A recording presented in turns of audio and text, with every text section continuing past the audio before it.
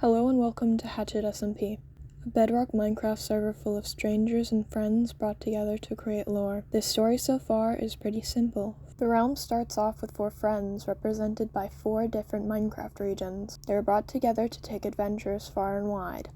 However, something happened to them, creating gods, and has now separated them. The story, however, does not follow this. Now, we will be looking at the life through the eyes of one man named Magnus, a small rat who only wants what's best for his people. Deep down into the ground lie a village that has many tunnels connected, spanning thousands of blocks filled with cave systems littered with their fellow rat kind. Magnus just became of age when he and a friend sought to start their adventure to the surface and create farms that they knew their village would need.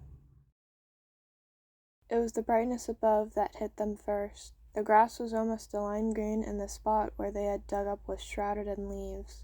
Judith was one of the main workers at this project. She started the hole into the ground that would later connect the farms and their home. Magnus spent his time wandering the surrounding area and found these odd creatures that didn't speak his language.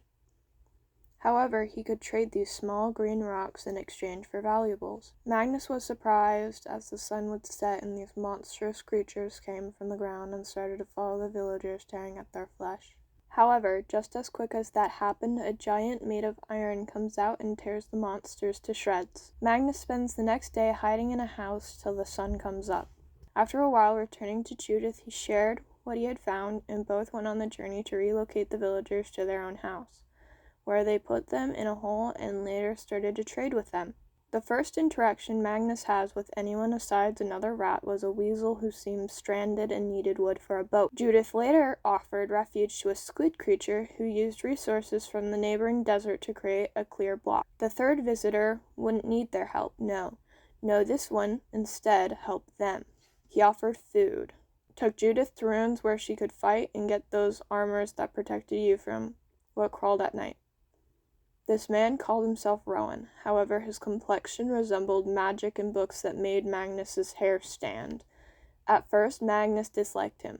Of course, he refused to trust him. However, after being offered a glowing carrot that kept his hunger away for days, he agreed to ally with him, only glaring when the man proclaimed himself the unholy Rat King. However, Magnus gladly accepted the shield with the man's design. Once distractions were gone, the work on the tunnels began. Deeper into the earth, in the pipes, rooms emerged at the sides of the ends of the hallway. A rat's nest, a meeting room, and storage room.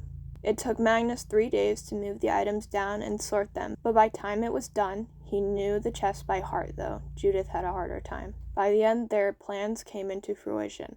The above ground now held a shack, housing a golem inside. They had animals and even a wheat farm. Their lives seemed to be turning in the right direction.